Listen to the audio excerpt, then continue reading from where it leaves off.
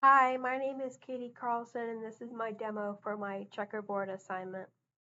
This is my assignment for my user interface engineering class. And yeah, so we were given these instructions. I used HTML, CSS, and JavaScript for the code since those were the types of files we were given. In the original code, we were given code for like an array of the board with the pieces on it and all that, but the board didn't actually like appear visually on the screen like this. We had to like edit that part in ourselves. So that's what I did.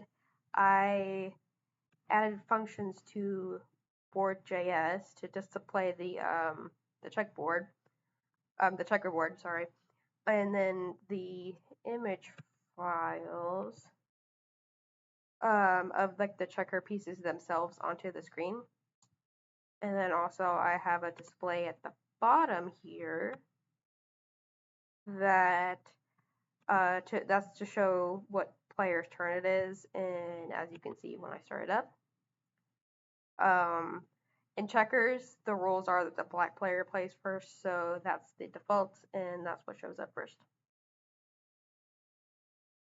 I have a lot of the code for the rules of checkers in here in board.js, but yeah, so I started out with editing the code so that the user can actually move the checker pieces, so like that. And with my code, it takes the player 2 clicks for each turn because the player has to click the checker piece once to select it, and then it has to click again to release it onto the new square. So yeah, that's why I track the click count right here, because it helps me determine whose turn it is next. And the code overall mostly abides by the rules of checkers. So like you can only move to the black squares. You have to move diagonally in the direction of the other side of the board. You can only move one row at a time and all that stuff.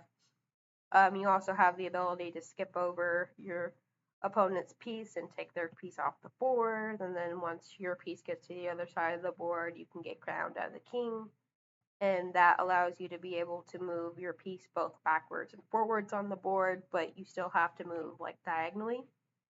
And then yeah, if you manage to take all of the opponent's pieces, you win the game. And I have a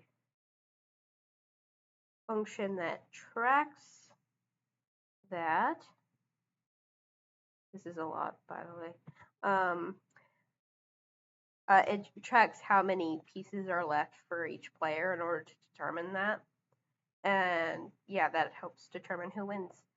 And the only rules that the code doesn't really follow as of right now is that in regular checkers, if one king skips over an opponent's king, then the opponent's king is demoted to a regular piece. But in this code, I didn't really incorporate that. So if your king is taken in this, it's just like taken off the board and that's it. So yeah, the kings in this version are really only advantages for moving back and forward on the board, which can make the game a little harder actually, since you don't even have like a regular piece remaining after your king is taken. But yeah, that's how I did it. Um, as you can see, every time you move, a yellow arrow points from your previous position to your new position, and after every turn, the previous arrow disappears. And I just use PNGs of a yellow arrow for this, as that was easier for me to incorporate into my code. And yeah, you can actually play checkers with this.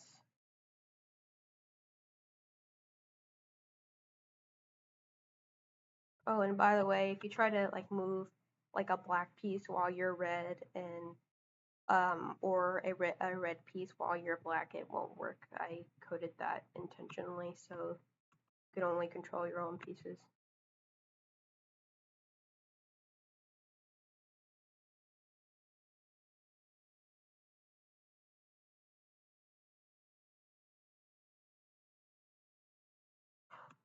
I'm going to try to make red lose, but it's not going to be that simple. Probably gonna take a couple minutes.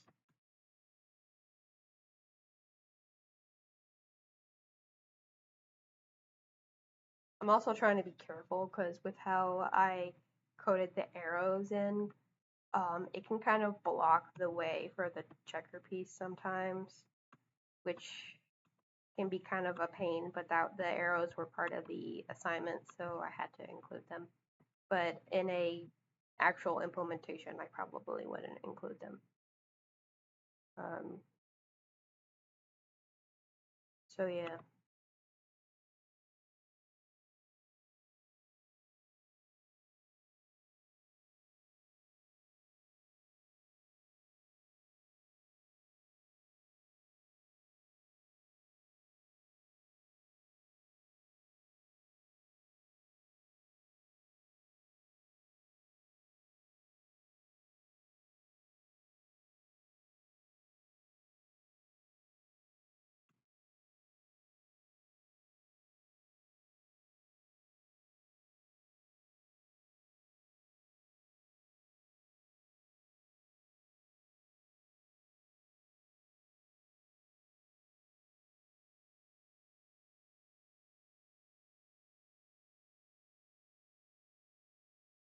You can see kings are able to move back to near the other side of the board because they can move backward and forward.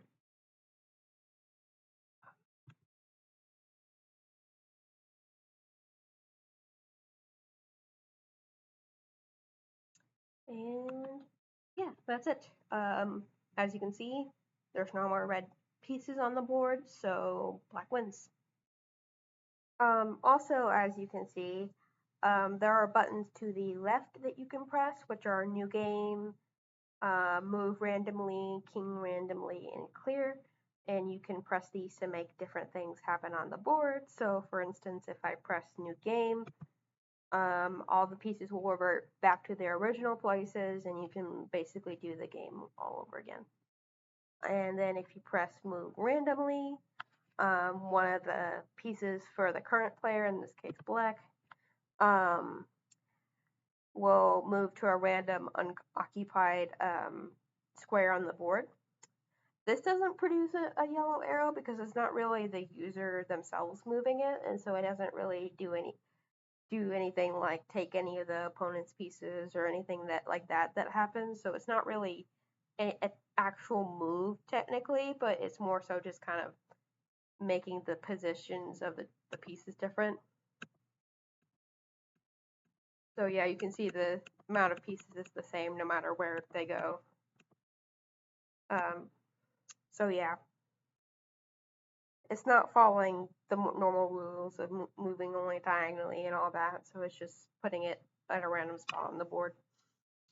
And next we have king randomly, which basically takes a random non-king piece on the board and converts it into a king. So like that. And if I keep pressing it, it'll just keep doing this for like each piece until all of the pieces are kings.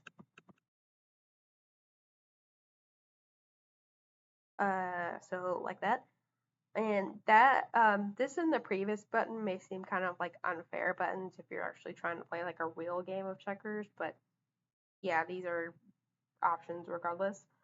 And then finally we have the clear button, which just clears all the checker pieces off the board. So only the the checkerboard is visible. And then you can make the pieces visible again by clicking new game again.